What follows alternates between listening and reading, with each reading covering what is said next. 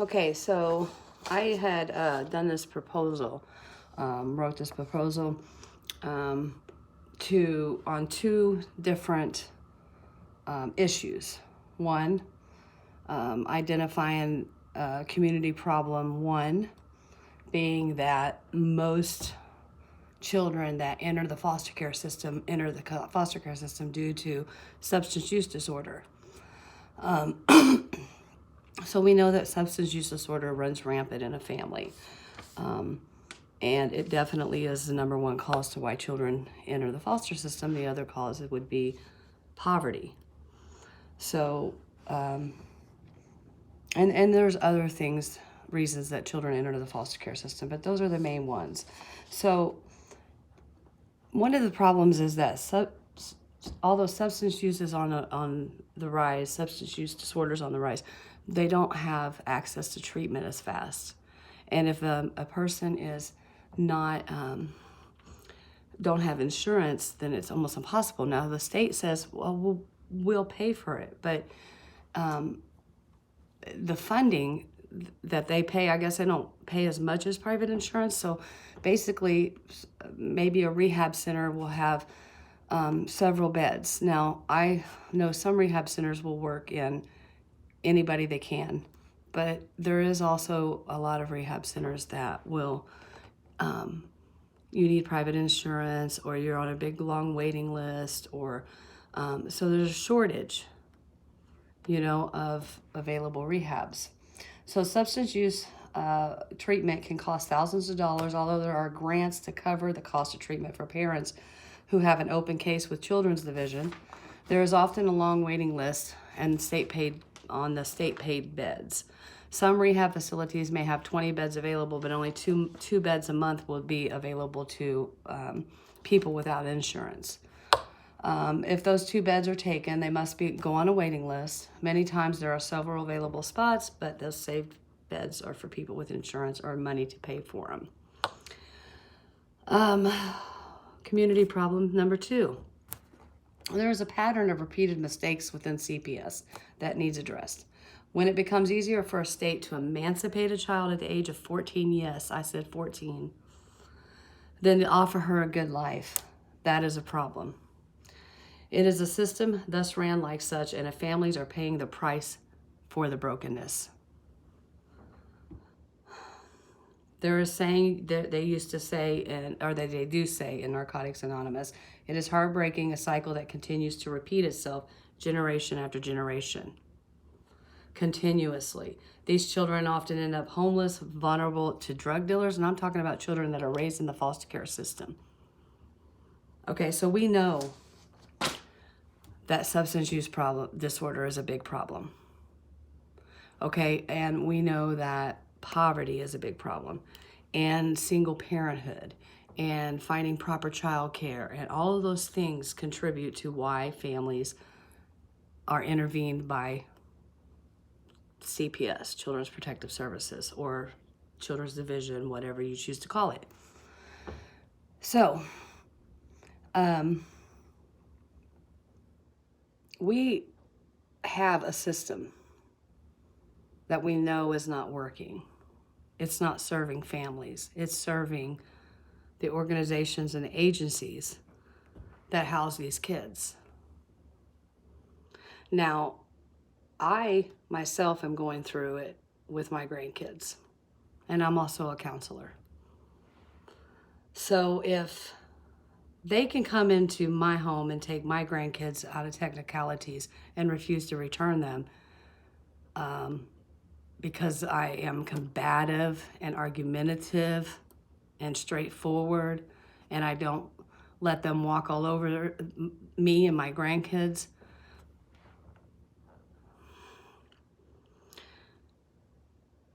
we know these things. We know that it is broken. The system is broken. Families are getting separated. Children are losing their identities.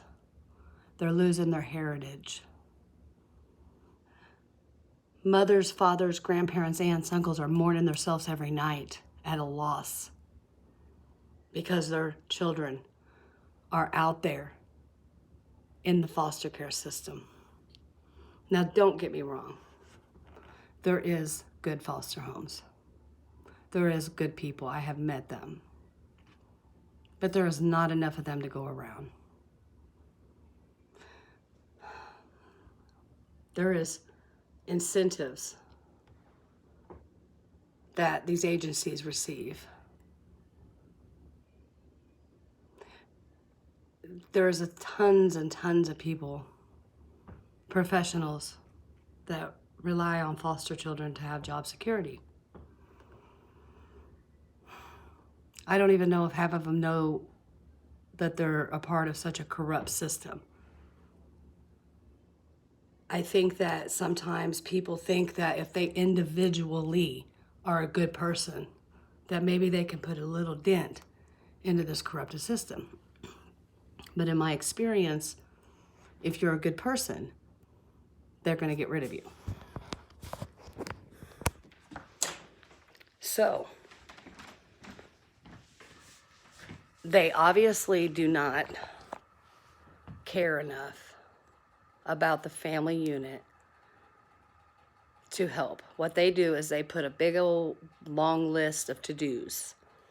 To do this, to do that, must do this, must do that. And you have this time, you need to work a full-time job, you need to take parenting classes, you need to go do drug tests, hair tests, all of these things wrapped in one. You got to go do all these things. But you got to find your own way, all of these things that we as people and as adults do. But when you have a substance use problem, disorder, or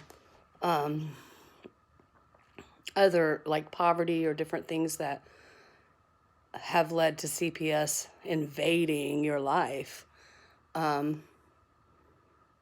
what can we do? What can we propose as a solution to help build these families instead of breaking them apart? I mean, they even insist that couples break up. So it's like mom and dad break up, They just don't really care. Now, you can believe this shit or you cannot believe this shit, but it is real. And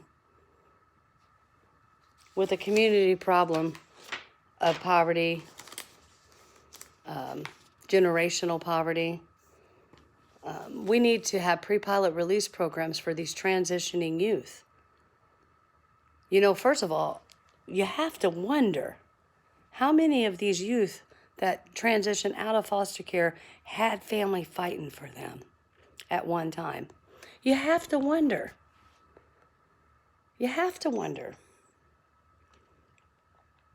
We have to find a way to help. I mean, transitioning youth, they become a subject to sex traffickers, to people who want to use them for labor. I mean, a lot of these kids feel hopeless anyway. And when somebody comes along and offers them some type of instant gratification or immediate fix, they fall for that and they get hurt. We are failing our children. The system is failing our children. The system is failing families in America. There is over 400,000 children in foster care. How many of them have families? I heard a story of a 9-year-old little girl who's in an institution. And it breaks my heart because I seen it. I seen it firsthand. We have to continue to speak out, and I'm going to continue to speak out. I'm going to continue to tell the truth. I'm going to continue to do research. And I'm going to continue to try to figure out a solution. Do we tear the whole foster system down and rebuild it? Do we have an outside entity do an investigation? You know what? There is no such damn thing, it seems like, as an outside entity when it comes to CPS. They seem to rule the roost. They have way too much power. Way too much power. People, wake up. We don't even have the right to speak out against it anymore without losing our jobs, our children. If we don't stand together and united and fight, then I have no clue what I could possibly do as one person. We have to stand together. And we have to stand up to the protected class. Because there's them, there's us. There's them, there's us. There's them, there's us. I don't know if you guys get this or not, but that is the way that it is. While caseworkers have the ability to be heroes to families, they have become nightmares.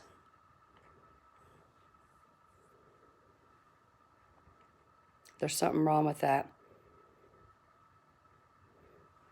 You know, caseworkers just come in, and then the, excuse me, I'm not trying to be too political, but they want to send caseworkers into every home that's full of poverty right now.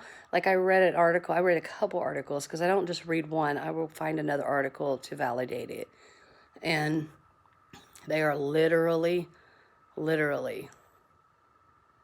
thinking about sticking caseworkers in homes of poverty. Why not? Teach life skills, build them up, help them, help them. Don't tear their family apart. Come on, CPS, man, come on.